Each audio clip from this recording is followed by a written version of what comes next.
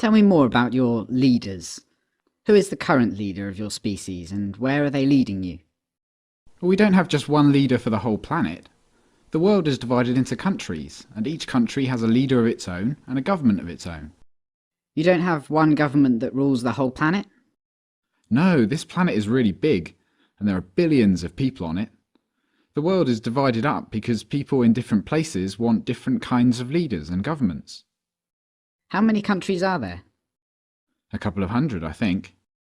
So there are millions of people per country? Yes, or hundreds of millions in some of them. And all the people in a country live under one single government? There can be layers of government, but there's only one government in each country. That's how it works. But you can have multiple governments on the same planet? Yes, and it's better that way. If you had a single government for the whole planet and it turned tyrannical, there'd be nowhere to escape to and no one to oppose it. And I wouldn't want to be ruled by a bunch of people living thousands of miles away on the other side of the planet. It's better having government more local, because then it's more accountable. How far is it from here to where the rulers of this country live? The capital of this country is hundreds of miles from here. So you don't want to be ruled by a bunch of people living thousands of miles away, but you don't mind being ruled by a bunch of people living hundreds of miles away? That's just how it is, I guess.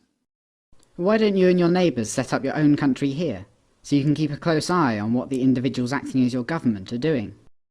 I don't think our government would allow us to do that.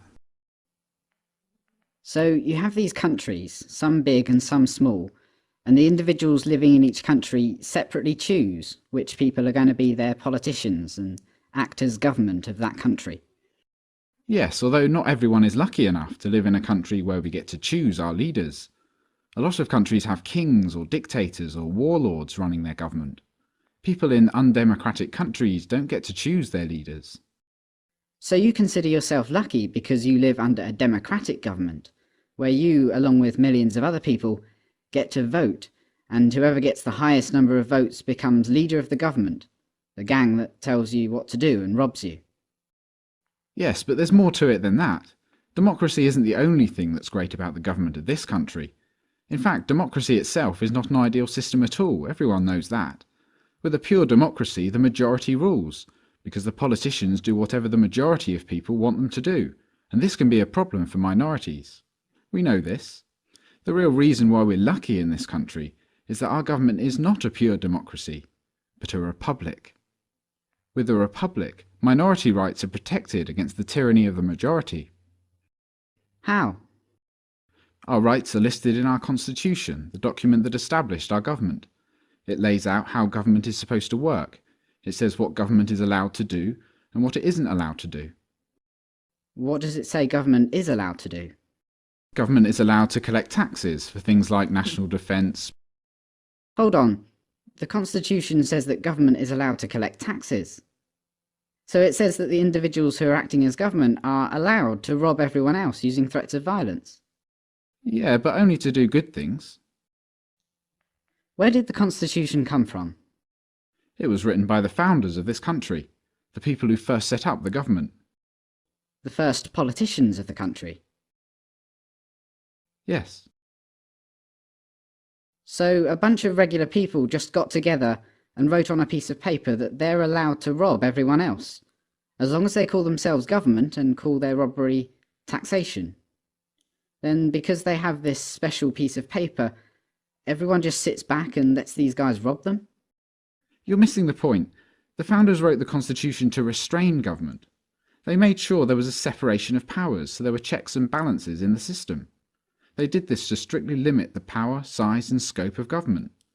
They made a list of things the government can do and must do, and everything else the government can't do. They even wrote about specific things that the government can't do, like violating the inalienable rights of the people to life, liberty and the pursuit of happiness. Okay, but I don't see why the piece of paper is so important. I mean, hypothetically, what if the majority of the people want government to do something that the Constitution says government shouldn't do? Couldn't the people vote in politicians who promise to do it for them regardless of what the Constitution says? How does having your rights listed on an old document help protect your rights today? Well, if the politicians who get voted in want to pass unconstitutional legislation, then the third branch of government, the judicial, will step in and not let the legislation pass. The founders recognised the problem of democracy, so they gave us a Supreme Court, and their role is to check whether legislation is constitutional or not. But the Supreme Court is itself part of the government. Yes, politicians get voted into positions in the executive and legislative branches, but the judicial branch is made up of judges. So if a majority supports the government violating the rights of a minority, the judges of the Supreme Court simply won't let it happen. Are these Supreme Court judges just regular humans? Yes. So how does a regular human become a Supreme Court judge? They are appointed. By who? The politicians. But then what is to stop the democratically elected politicians just appointing judges who will allow their popular but unconstitutional legislation to pass? Well, they just aren't allowed to do that. By who? By the Constitution. The piece of paper? Yes, I admit it's not a perfect system. I suppose what you're saying could happen. Does the government of this country, which you consider yourself lucky to live under, ever do things its own constitution explicitly forbids? Yeah, a lot of things actually. The government is a lot bigger now than it was when the Constitution was written. The politicians pay lip service to the Constitution, but they trample over our rights anyway. What about the Supreme Court? I guess that system hasn't worked very well lately. Government does pass unconstitutional laws all the time. The separation of powers worked for a while though. It's not a bad system. Powers were separate? I thought you said that the powers were all in branches of the same government. Well, yes. The branches of government are totally independent and separate from each other, except that they're all part of the same organisation and all funded by taxation. So when you said the system had checks and balances in it, you meant that the government would check itself and balance itself. That was the idea. So let me get this straight. A long time ago, a small bunch of regular humans had a meeting and created a document called a constitution that said that they can rob everyone else, millions of people, using threats of violence to make everyone obey their rules and commands. But so that the masses of the people would let them get away with this robbery and slavery, that small bunch also promised in the same document that there were some things the government would never do, and they described a way to structure government so as to restrain it. But over time, the promises have proven to be worthless, the restraints have proven to be useless, and government has grown significantly in size, power and scope, violating more and more of the rights of the people. It sounds to me that if the Constitution was written to constrain government, then it's been a complete failure. Well, the real problem is that people just don't believe in the Constitution anymore. The Constitution only works when people know what it says and why it's important. If people just knew that, then they wouldn't vote for politicians who violate it. An informed populace, that's the only way to really restrain government.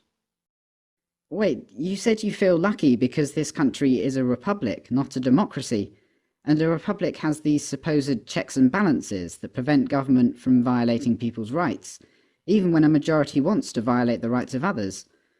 But now you're telling me a republic can only work if people refrain from electing politicians who will violate the rights of others in the first place. That's the same as a democracy. We're back to where we started. I see your point.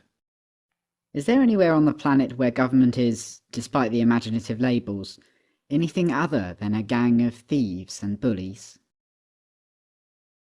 But there'd be chaos without government. I'm sure that's what they tell you.